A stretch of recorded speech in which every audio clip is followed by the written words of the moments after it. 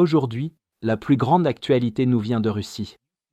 Ici, une nouvelle série de frappes ukrainiennes a ébranlé le réseau de défense aérienne du pays et produit des résultats qui soulèvent de nouveaux doutes quant à la capacité de Moscou à protéger son espace aérien. Avec des géolocalisations indiquant que près de la moitié des moyens de défense aérienne russes ont été perdus depuis le début de l'année, plusieurs couches du système sont affaiblies simultanément, créant des brèches que l'Ukraine exploite plus vite que la Russie ne peut les combler.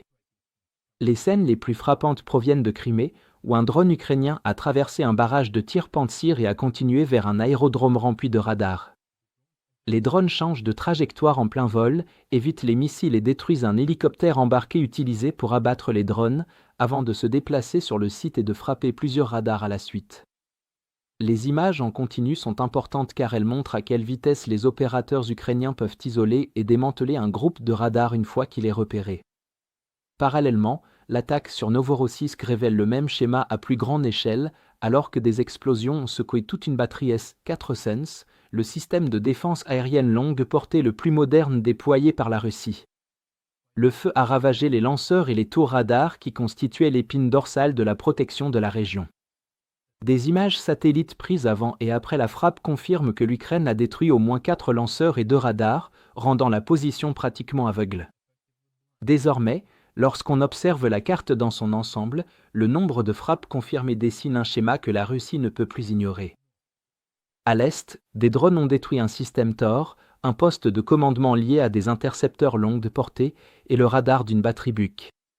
Plus au sud, des opérateurs ukrainiens ont neutralisé un Buk et un OSA lors d'un même engagement, envoyant les deux systèmes en flammes en quelques secondes. Le long de la côte de la mer Noire, des frappes ont touché des dômes radars installés sur des hauteurs, déclenchant des incendies qui ont brûlé jusque tard dans la nuit. Dans un autre secteur, un lanceur S-300 a été frappé par un drone de précision après avoir été localisé par la reconnaissance ukrainienne.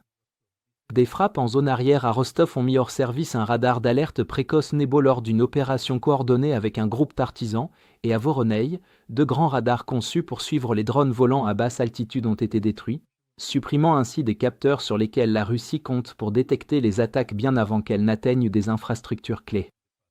Des images géolocalisées des 2 derniers mois montrent que les Ukrainiens ont détruit au moins 8 lanceurs longue portée, 5 systèmes courte portée, plus de 15 radars et 2 postes de commandement de défense aérienne dans plusieurs régions, transformant des frappes isolées en un schéma d'attrition soutenu.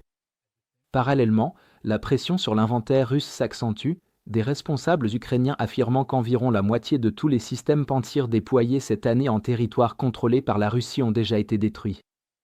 Même avec une production régulière, la Russie ne peut pas remplacer les pertes à ce rythme et ces chiffres n'incluent pas les lanceurs longue portée, les radars de poursuite, les postes de commandement et les capteurs mobiles.